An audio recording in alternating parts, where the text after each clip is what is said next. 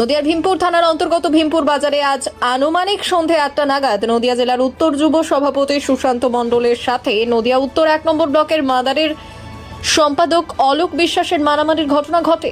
সুশান্ত মণ্ডল দাবি করেন অলোক বিশ্বাস 30 থেকে 50 জন আসাননগরের বহিরাগত ছেলে নিয়ে এসে ভীমপুরে তার পার্টি অফিসে ঢুকে তাকে মারধর ও শারীরিকভাবে হেনস্থা করেন, এমনকি প্রাণনাশের চেষ্টাও চালান। আশেপাশের লোকজনের সহযোগিতায় সুশান্ত মণ্ডল কোনোভাবে প্রাণে বেঁচে যান। এই ঘটনায় তিনি মারাত্মকভাবে আহত হন, আসাননগর গ্রামীণ হাসপাতালে প্রাথমিক চিকিৎসা করান। অপরদিকে অলোক বিশ্বাস দাবি করেন আনুমানিক সন্ধে 8টা নাগাদ সুশান্ত মণ্ডলের নেতৃত্বে আর ছেলে আসাননগর কলেজের সহ সভাপতি দিব্যেন্দু বিশ্বাসকে মারধর করে এবং তার ফোন, সোনার চেন ছিনতাই করে নেয়। তারই প্রতিবাদ স্বরূপ অলোক বিশ্বাস আসাননগর কলেজের ছেলেপেলেদের নিয়ে সুশান্ত মণ্ডলের অফিসে যান এবং দুজনের ভেতরে কথা কাটাকাটি হয় এবং পরবর্তীতে কথা কাটাকাটি মারামারিতে রূপ নেয়। আর তার পরিবর্তে সুশান্ত মণ্ডল তার সমর্থকদের নিয়ে অলোক বিশ্বাসের বাজারের দোকান ও গোডাউন ভাঙচুর চালায়। ভীমপুর থানার আধিকারিক বিশাল পুলিশ বাহিনী নিয়ে লাঠিচার্জ করে পরিস্থিতি নিয়ন্ত্রণে নিয়ে আসে। উভয় পক্ষই থানায় লিখিত অভিযোগ দায়ের করে। বিভিন্ন জমি মাফিয়া থেকে শুরু করে অবৈধ কাজ থেকে শুরু করে মেয়েদের অশ্লীলভাবে তার ছবি পোস্ট করা থেকে শুরু করে এই সমস্ত কর্মকাণ্ড করে। তো ছেলেরা যারা কর্মী আছে তারা অলোকের এই সব সহ্য করতে না পেরে কিছু কিছু জায়গায় অলোকের বিরুদ্ধে কিছু কথা বলে। সেই কথা বলার পরিপ্রেক্ষিতে ওরা আজকে দলবল বেঁধে প্রায় 30 জন, আমি ঘরে একাই ছিলাম, তো 30 জন এসে আমার উপর হামলা করে আমাকে যাচ্ছেতাই করে গালিগালাজ করে এবং আমাকে শ্বাসরোধ করার চেষ্টা করে। আমাকে অলোক বিশ্বাস এবং পার্থ বিশ্বাস এবং যে আছে বাপি বলে একটা ছেলে, সে আমাকে বেশি করে মারধর করে। আমি তখন পাশেই কয়েকজন চলে আসে, আমার ছেলেরা এসে তখন আমাকে রেস্কিউ করে থানায় নিয়ে আসে। তো বেসিক্যালি যেটা বলেছিলাম, অলোক বিশ্বাস একজন জমি মাফিয়া ছাড়া কিচ্ছু না এবং দালালি করে। সে বিভিন্ন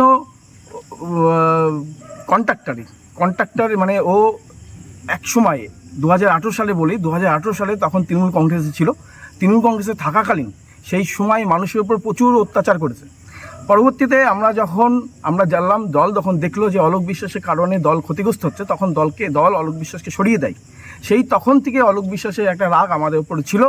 যেহেতু আমরা ফ্রেশভাবে রাজনীতি করছি এবং আপনারা জানেন আজকে আমরা ফ্রেশভাবে রাজনীতি করছি বলেই এই ব্লকে কিন্তু বিজেপি তারা তাদের মতো করে সংগঠন বাড়াতে পেরেছে। যদি আমরা সেইভাবে করতে না দিতাম, আগের মতো করতে দিতাম, তাহলে কিন্তু সেইভাবে হতো না। কারণ হচ্ছে আমি এই ব্লকের মাদারের ব্লকের সম্পাদক অলোক বিশ্বাস। আমি আমার বাজারে আমার যাই ঘর আছে ওখানে আমরা বসি, একটা পার্টি অফিস, তৃণমূলের পার্টি অফিস, ওখানে বসে আমার দিব্যেন্দু বিশ্বাস বলে একটা ছেলে আমাদের ছাত্রের ব্লকের সহ সম্পাদক, তাকে সে এসে বলে যে আমাকে প্রচণ্ড মেরেছে সুশান্ত মণ্ডল আর ওই আরও দুটো ছেলে সঙ্গে ছিল, ওরা মেরে আমার ফোন কেটে দিয়েছে। এসে ছেলেটা হাওয়া করে কাঁদছে আমার কাছে এসে।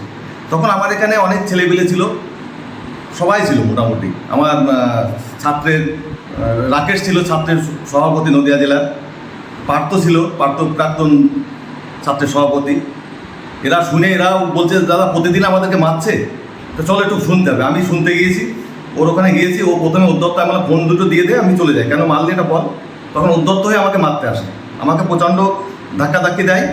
তারপরে আমিও একটা ওকে ধাক্কা দিয়েছি। দেওয়ার পরে পুলিশ এসে আমাদের ঠেকিয়ে দেয়। আমাদের চলে এসি। তারপরে এসে আমার এখানে এসে ওরা ভাঙচুর করে, করে। তা আমরা ওর বিরুদ্ধে থানায় আইনানুগ ব্যবস্থা নেওয়ার জন্য প্রশাসনকে কমপ্লেন জমা দিয়েছি। ব্যুরো রিপোর্ট, উত্তরের প্রহরী।